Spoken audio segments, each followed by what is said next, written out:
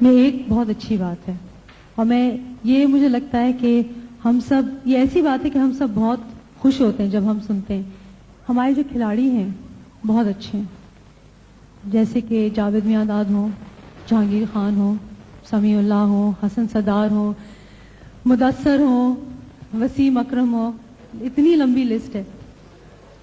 کوئی اور، کسی اور کا نام یاد آ رہا ہے؟ ہاں، ویسے میں عمران خان کو بھولی نہیں.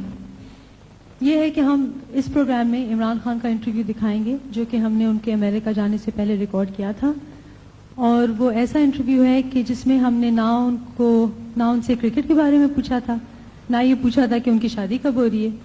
ایسے موضوع پہ بات کی تھی جو ان کے لیے بہت امپورٹنٹ ہے، اور ہم چاہتے ہیں کہ آپ لوگ سب وہ انٹرویو دیکھیں، اور ہمیں امید ہے کہ آپ لوگوں کو انٹرویو پسند آئے گا.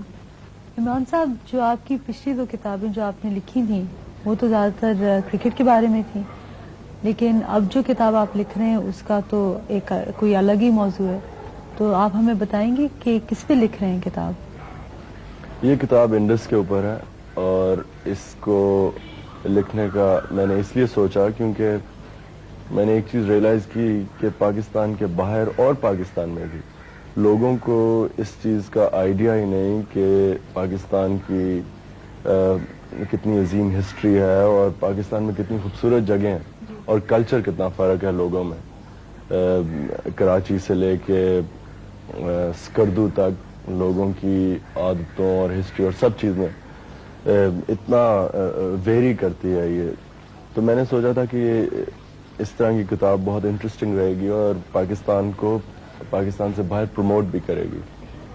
اچھا، اس سے پہلے کہ ہم کچھ اور باتیں کریں، میں چاہ رہی ہوں کہ آپ کو ہم مبارکباد پیش کریں اپنی طرف سے بھی اور ہمارے ناظرین کی طرف سے بھی، کیونکہ آپ پہلے پاکستانی ہیں جن کو یونیسیف نے اسپیشل ایمبیسڈر اپوائنٹ کیا ہے، اور سب سے بڑی بات یہ ہے کہ آپ پہلے ایشین ہیں جن کو ڈیولپنگ نیشن سے یہ اعزاز ملا ہے.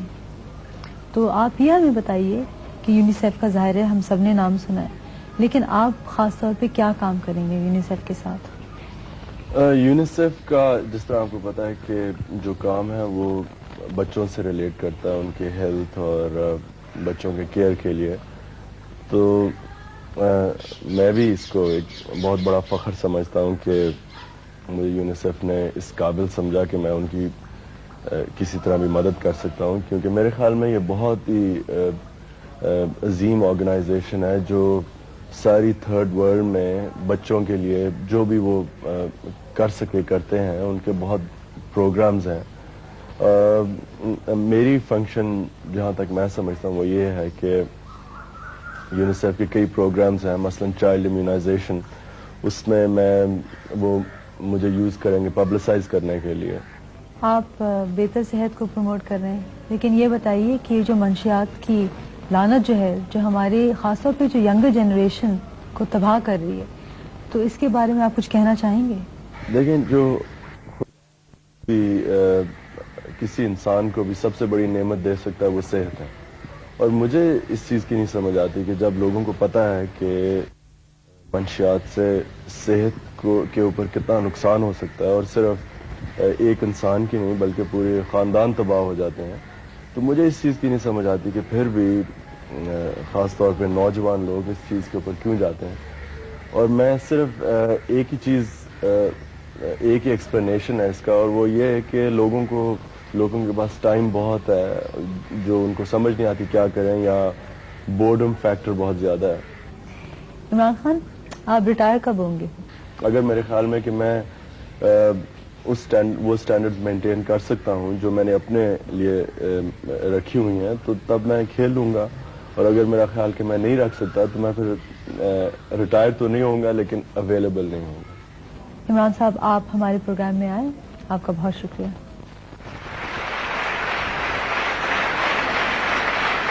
اچھا لگا نا؟